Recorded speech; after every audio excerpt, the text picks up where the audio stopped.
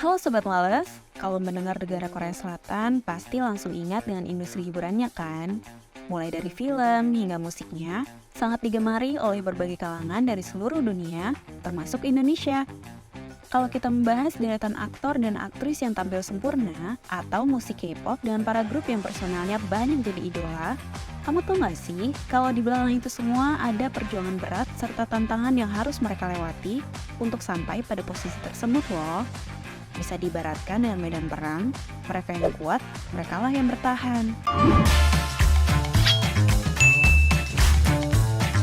Halo Sobat Males, selamat datang di Males Baca. Males Baca merupakan media untuk membantu kawan-kawan memahami berbagai kisah, berita, ataupun peristiwa yang terjadi pada masa lalu ataupun masa kini dari berbagai belahan dunia. Banyak agensi-agensi yang menganggap idola-idolanya sebagai komoditas dalam meraup keuntungan yang sangat besar.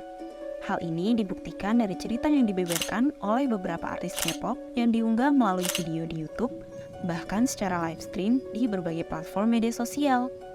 Nah, Sobat Males, pada video kali ini kita akan membahas mengenai sisi gelap dari industri hiburan Korea Selatan.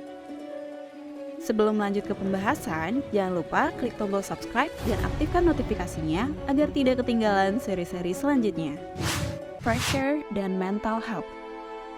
Para artis di Korea Selatan mengaku seringkali mendapatkan tekanan yang sangat tinggi untuk mempertahankan citra publik mereka.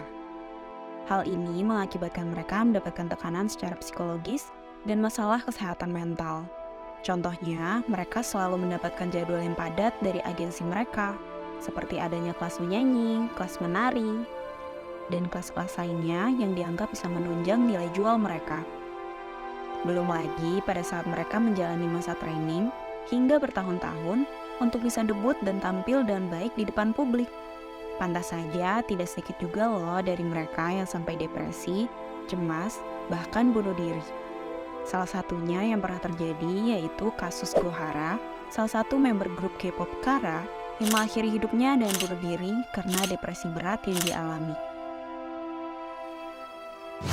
Kehidupan yang diatur agensi. Kehidupan pribadi mereka juga diatur oleh agensi loh, seperti tidak boleh berpacaran, juga tidak bebas berpendapat dalam dunia politik. Mereka harus bersikap sesuai image yang dibangun oleh agensi yang bisa saja bertentangan dengan sifat asli mereka.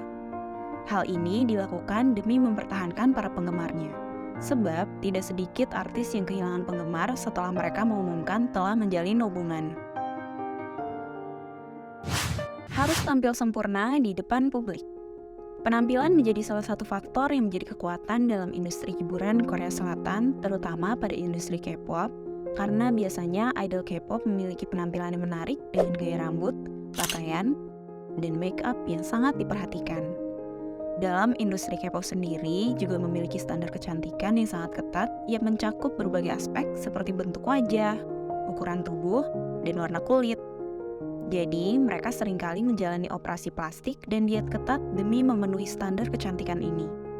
Bukan hanya itu, penampilan juga membantu mereka untuk lebih menonjol dan mendapatkan penggemar yang lebih banyak. Kontrak dan upah. Dalam industri hiburan Korea Selatan, kontrak antara agensi hiburan dan artis sangat ketat dan memiliki masa berlaku yang panjang. Bahkan bisa mencapai 10 hingga 15 tahun. Kontrak tersebut biasanya mengontrol karir dan kehidupan artis termasuk jadwal kerja, penampilan, dan kehidupan pribadi mereka. Sistem kontrak yang ketat ini seringkali menimbulkan masalah, terutama bagi artis yang masih muda dan baru dalam industri. Mereka seringkali hanya menerima persentase kecil dari pendapatan mereka, sementara sisanya diberikan kepada agensi. Bahkan seringkali mereka juga yang menanggung biaya pelatihan dan promosi. Jika mereka belum bisa membayar biaya pelatihan, maka dalam kontrak, mereka akan berhutang dulu pada agensi. Para idol akan melunasinya saat sudah debut dan menghasilkan uang dari penjualan album maupun tampil di acara-acara musik. Pada tahun 2018 lalu, seorang mantan bintang K-pop yang bernama Prince Mark membeberkan tentang sistem balik modal K-pop yang dibuat oleh agensi. Mereka memastikan para selebriti tersebut membayar kembali jumlah yang diinvestasikan pada diri mereka selama masa pelatihan. Biaya tersebut termasuk akomodasi, staf, makanan, dan produksi video musik. Kasus terparahnya yakni salah satu girl group AOA. Walau mereka sudah debut dari tahun 2012, tetapi para personelnya sama sekali tidak mendapatkan keuntungan sampai tahun 2015. Ketidakadilan dalam perlakuan. Beberapa artis seringkali mendapatkan perlakuan yang tidak adil oleh agensi mereka, terutama jika mereka tidak populer atau tidak membawa banyak keuntungan bagi agensi. Artis yang kurang populer ini atau yang dianggap gagal seringkali diabaikan oleh agensi mereka, bahkan dipecat. Kasian ya.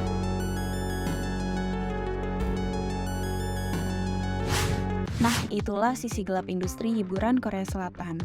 Penting diingat ya Sobat Malas, tidak semua aspek industri hiburan Korea Selatan ini harus dipandang negatif. Karena industri ini juga telah menciptakan kesempatan bagi banyak orang untuk mengejar impian mereka dan meraih sukses. Namun, kita sebagai penggemar perlu menyadari sisi gelap dari industri ini dengan harapan bisa menghargai para artisnya sebagai manusia yang juga memiliki kelemahan serta rentan terhadap tekanan.